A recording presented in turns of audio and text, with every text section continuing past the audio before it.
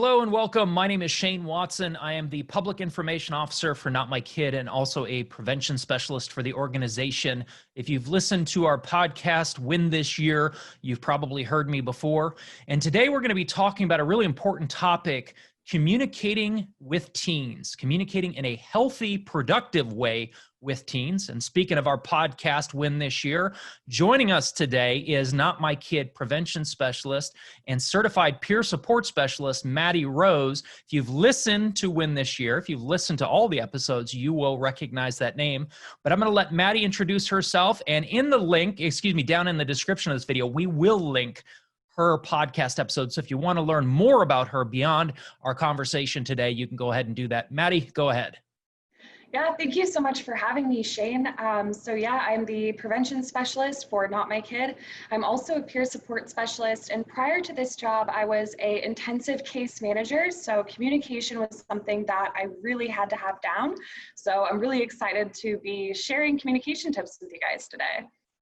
One of the primary tools that we have in prevention or intervention, behavioral health, mental health, is communication. Communication is absolutely essential to everything that we do, and it's essential to being a parent, to being a guardian, a grandparent, an educator, etc. So today, Maddy's going to give us 7 healthy communication tips, and we may sneak in one bonus tip there at the end as well. Number 1, I versus you statements and the importance of using I statements. How does that work and why is that important?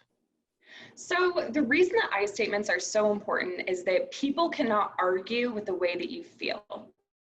And so I'm just going to give you an example really quickly. So you're in an argument with your child and you're saying, you're always late, you always forget your homework, and then I have to do this. And then maybe your child will say, well, you always do this, and it makes it hard for me to remember that I have to do this, and so that's what's going on, right? So it goes you, back and forth, and it can be a never-ending cycle.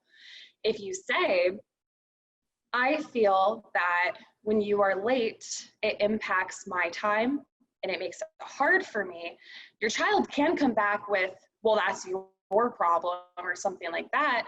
But if you keep coming back and saying, I feel, eventually your child is going to revert to I feel statements as well, because people cannot argue with your feelings. And that's why I always recommend, when I talk to my friends and they're getting in arguments with their significant other, when I'm talking to my friends who have kids and they're getting into arguments, immediately it's, are you using I statements and do you know how to do it? And immediately they say, whoa, the fight with my XYZ ended much quicker this way.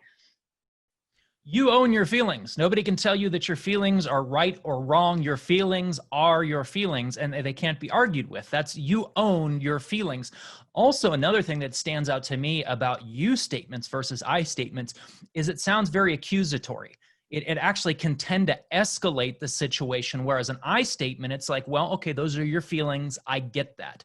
Number 2, knowing when to take a break from a conversation. This is important. Sometimes if you're talking with your teen, especially if it's a topic where emotions are involved, which is pretty frequent if it's your child, you're going to care about them, you're going to feel emotions. Sometimes you feel the situation escalating a little bit. How do you know when to take a break from a conversation? How do you do that? Why is that important? For me, I feel it's very important to take a break when you notice that you're starting to lose control over what you're saying. If you're starting to lose control over how much your voice is escalating, if you're starting to lose control about what you're saying, if you're starting to lose control about how you look, that's when it's important to take a step back and say, okay, I need a second. Like, I'm just going to go into the other room. We can talk about this later. And that's important because you can't take words back. So if your teen is getting super agitated as well and you're remaining calm, you can also say, hey, why don't you go off and maybe take a glass of water? Why don't we give this a minute? Something like that. Because again, words can't be taken back and you never want to say something that you're going to regret later on. Making sure you're in that calm mind frame when you're speaking with someone can prevent that from happening. When we move into that really emotional state and emotions take over and the adrenaline is flowing, we very frequently move from a logic-driven state into an emotion-driven state. And that's where we can, like you said, lose control of that situation. When you talked about knowing when to take a break, you talked about recognizing some of your own nonverbals. You talked about when you're recognizing that you're starting to raise your own voice. Let's talk about nonverbals. Number 3, being conscious of and managing your nonverbals when talking to teens. Tell us about that.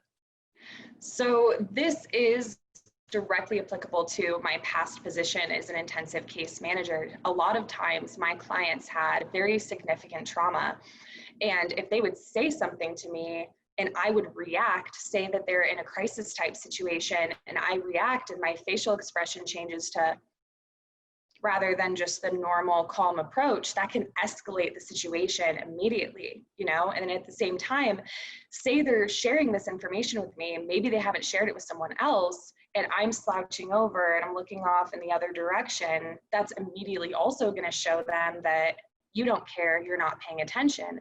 So when you're in a conversation with your teenager and maybe you're saying, I love you, what message is the child going to get from that? They probably won't get the I love you out of it, and instead they're going to get the wow, my mom, my dad, whomever, like they're mad at me and like this isn't true. You know, they'll take it in a completely different direction. Depending on what research you read, as much as 93% of the message that is conveyed is not in our words. It's our tone of voice, our facial expressions, our body language, etc. And it's so important to be conscious of the way that you are coming across. Your words may be saying one thing. Your tone of voice, your facial expressions may be saying something else entirely, completely different. Number 4, active versus inactive listening. So with active versus inactive listening, you may have noticed that while Shane is talking, I'm nodding. That's definitely a sign that right there, I'm processing what he's saying and I'm listening to him. Inactive communication is basically, I'm nodding, I'm making sure that you know that I'm listening, I'm making eye contact, I'm doing those types of things. While active listening is, okay, so what I hear you saying is, active listening is making sure that you understand what your child or what your family member is saying to you. And sometimes it's good to paraphrase and summarize their own statement back to them to make it clear. It can start with the phrase, so what I'm hearing you saying is, and that allows you to make it clear to them, you are listening. And if there is any confusion, maybe you didn't hear something correctly, it gives them the opportunity to clarify that with you. And now, go ahead. Sorry, Shane. I just wanted to throw one more thing out there. And when I'm in schools and I'm talking to students, a lot of times during the communication lesson, I say, okay, how many times have you been in a situation where your parent tells you to take out the trash, to wash the dishes, and to walk the dog before you can go out and hang out with your friends? And they all raise their hands. And I say, okay, now how many times have you done all of those things? And then they say, well, what about mopping the floor? So with that, you see that there isn't the active or inactive listening there. There's not the communication, because it's possible that you didn't tell them to mop the floor, but it's also possible that you told them and they just didn't hear that information. So I teach them in those situations to say back to the parent, okay, so what you're saying is you want me to do the dishes, you want me to take out the trash, and you want me to walk the dog. Is that it? Or is that everything? And then either you as the parent would say, yes, it is, or no, it's not, I forgot. You also need to mop or sweep or do whatever to the floors as well. So have them repeat it back to you. It works both ways. It's making sure that you're understanding them. And especially if you're asking them to do a chore, you're telling them something important, having them paraphrase it back to you to make sure that they understood as well. As you're familiar with in prevention in behavioral health, Maddy, there's a concept called dosage. When it comes to dealing with young people, adolescents, there needs to be a repetition of a message often before it sinks in. I've talked to countless parents who've said, I know that I've told my child 3, 4, or 5 times to take out the trash. Maybe it's not registering. Maybe it's not clicking. So that's where it comes in, to have them paraphrase that back to you. Mm-hmm. What about being open to understanding what your teen is saying? Number 5, communicate to understand. How's that work? So how it works is basically, say your child comes home late. Say they come home late and they're telling you, I'm so sorry, there was traffic, there was a car accident, whatever it was, right? And you're saying, well, then you should have left earlier. I don't understand why this happened, all of that. Instead, you say, okay, I understand that that was going on. And, how did it make you feel? Something like that, making sure that they understand the consequences as well. But a better example of this is truly, so I put in my podcast episode that when I went off of my psychiatric medication, that my mom said, why are you doing this? Why are you going off your meds? You need them. And the questions weren't really, they weren't questions. Instead, it was rhetorical, and then her saying, you need your medications. It's important in those situations to say, okay, why don't you think you need your medications? Why do you think your curfew should be extended? Why? And then listening to their answer and having a conversation about it. And if you say they're asking for an extended curfew and you say no, tell them why, and tell them then what they can do to get that extended curfew. Because if you just say no, they're not going to understand why. And they're going to be like, gosh, my parents are so rude. Like they're not doing anything. Like, when is this going to happen? You need to make sure that both sides, not just that you understand, but that your child also understands what you're talking about, what the purpose is, what they can do moving forward, and also what you plan on doing moving forward. And that ties into a blog that I wrote about communicating with teens, giving them the reason that you've asked for something or told them something or refused something they've requested. Because I said so isn't a good reason. We would not accept that as a reason as adults. And if we're preparing our adolescents, we're preparing our teens to go out in the world as young adults, we want to equip them with the communication standards that we hope to receive when we're talking with someone.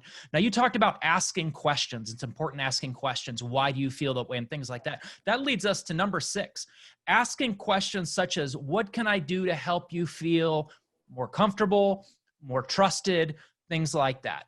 Tell us how that works. So with a youth, say they're coming to you and they're saying, okay, I'm having a hard time right now. I'm super overwhelmed with school. I am going through this problem. I'm going through this problem. Like maybe my girlfriend or my boyfriend or something like that broke up with me. There you can say, okay, I understand. What can I do to help you? A lot of times we can get into the cycle of saying like, oh my gosh, that sucks, but you'll find someone else. Oh my gosh, that sucks that you got a bad grade, but you can do better next time. Instead, saying, how do you feel? What can I do to help you today? Just making sure that rather than shutting them down with a statement when they're starting to be vulnerable with you, instead just asking the question of, what can I do for you? How are you feeling right now?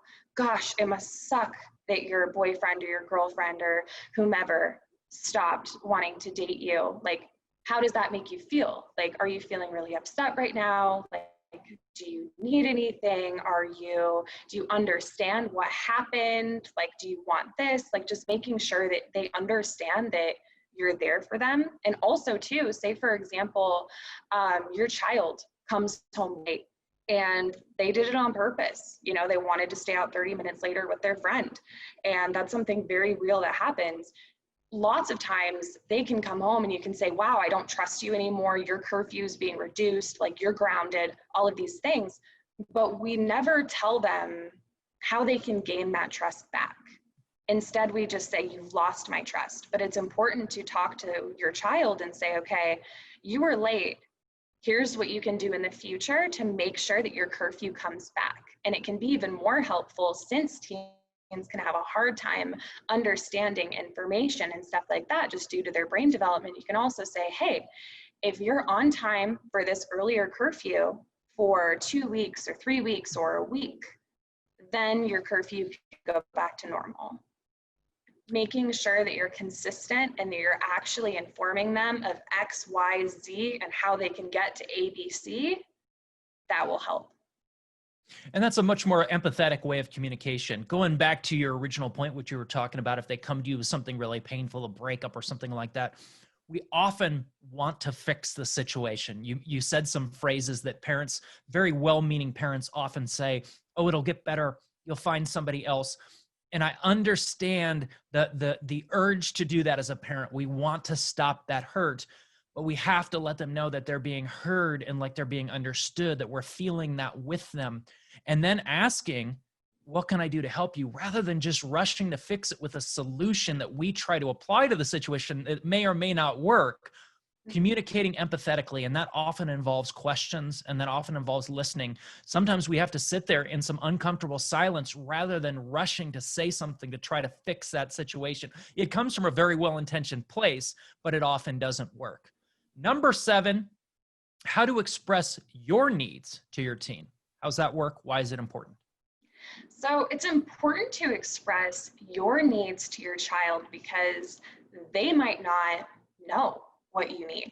You know, you might be looking at the kitchen table and sighing, being like, it's so messy, and then staring at your child, but they might just be like, yeah, it is super messy. Like, you should get on cleaning that right there. So it's important to say, like, hey, I just cleaned the kitchen. Like, do you mind taking the table? Like, do you mind cleaning the table? It would really help me out, especially because I have this going on. Say, for example, you've had a really hard day at work and you're coming home and you have that non-verbal, just like body language communication of like, I'm super upset right now. And then your child comes up to you and is jabbering about their day and you just can't process it. You can say, rather than saying, don't talk to me right now, I just need a minute. Instead, you can say, hey, like, I need a couple minutes. Like, why don't you tell me all of this right after? Like, I really want to hear it, but I just need a second for myself. And that's important because if you just tell your child, like, oh, I've had such a hard day at work, like, talk to me later. That's kind of expressing your needs, but it's also shutting your child down to where now maybe they don't want to tell you that they earned a spot in the volleyball team. Maybe they'll just tell you later, like maybe they feel like they were rejected in that situation. And so that's why it's important to use the I statements that we talked about earlier and to use the nonverbal body language and make sure that you maintain an empathetic approach, because it's just like with your partner, with another family member, they don't understand what you need unless you tell them what you need. And it's the exact same with our kids, if not more so. And we'll got one bonus item to give you. Now, Maddy, you kind of touched on this a little bit when we were on point number 6, but I'll add a little bit to it. I may steal your thunder here. I may say all there is to say about this, but if you want to add anything, please do. We call it a temperature check. A lot of times we as parents, we assume, oh, my son knows how I feel about what's going on lately, or my daughter knows what I think about what she's been doing. Better that we sit down and we have that conversation one more time, even if we know we've told them or we're sure that they're aware. Sit down and talk for 5 minutes, even 1 minute, and give them the respect and the empathy of being abundantly clear. Here's where you stand with me.